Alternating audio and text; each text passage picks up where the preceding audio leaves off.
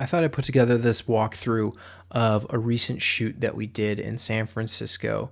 And a lot of times when you're traveling, you don't know the location you're going to get. Hopefully, in an ideal world, you get a scout, you get to kind of pick where you're going to be at and really make sure that it's soundproofed, or it's got good audio to work with, where you're not getting a lot of bleed, there's not a lot of noise happening, there's not planes flying overhead, that you get to make sure that the space is big enough for all your gear and the kind of stuff that you want to do, that the lighting is going to work well. You don't have to deal with crazy windows, or it does have windows if that's the look you're going for, whatever it might be. It's nice to be able to pick your location, but so often we work in an environment where you can't do that. You don't have that luxury. You're forced to work in a box, if you will, in someone else's box. And this was one of those shoots where we had a specific room that we had to use. We had to use the room because there was no other option. Everything else was taken.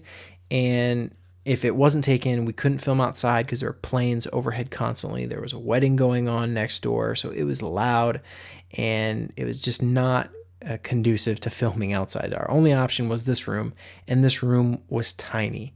Maybe, not tiny by everyone's version of small, but certainly much smaller than you would want when you're doing any kind of video work. You don't get that depth, which you usually want a nice deep background, so you get that shallow depth of field, blurred background look, and this did not have it.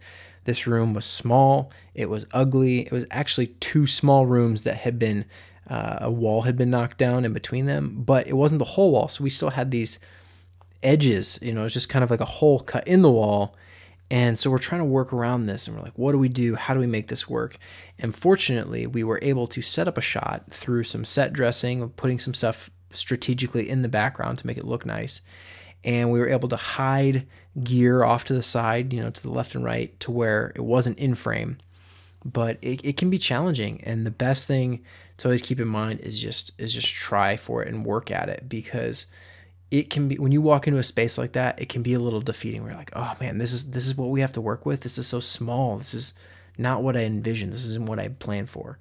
And that's going to happen. It's not always going to be ideal, perfect scenario, but you have to work with it. And there is always a way to make a room look better.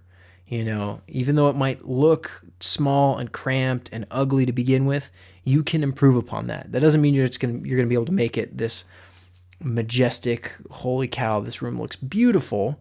There's still the limits of this physical world we live in. You can't always do that, but you can always improve it, whether it's through set dressing or lighting. Lighting is huge. If you're not going into a space with lights, I've talked about it in other videos, but you need to, because that alone is going to help you shape the way that room just appears on camera.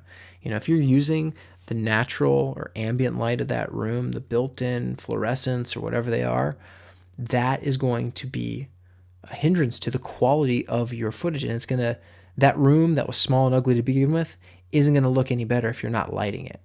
So lighting is huge, set dressing and camera placement, just making the most of that room. I usually like to film, most of the time you'll see in the behind the scenes stuff that I put out there, is that I'm using the angles of the room to where I'm shooting from one angle to the opposite angle, to where you're getting the most depth and the most space visually. And that isn't always ideal, because maybe the other corner, maybe there's no good angle, and so you've got to adjust it. But that's at least a good starting point to look at, is look at the angles, figure out where you want to set up your camera, what your background is going to be, because this room only had the one good angle. The other angles, there were doorways, and there wasn't any nice way to make it look. It was just the one angle. But the way it turned out was actually pretty nice, and it's one of those things that you can almost catch yourself surprising yourself with how it turns out. Because when I walked into this room, I was like, oh, this is going to be rough. But we were actually able to transform it through lighting, through set design, through camera placement into something that was better to look at and was more in line with what was going to make the client happy and was going to make me happy, because I don't like making ugly footage. I want my stuff to look as good as possible. And location oftentimes is the limiting factor in that. A location can make or break your piece. But if it's a bad location to begin with, do your best to improve upon it, because you're not stuck. It can feel like there's no way to make it work, but you can. It just takes a little bit extra effort to make it something, where there's some spots you walk in, you don't have to do too much because it's just such a beautiful space.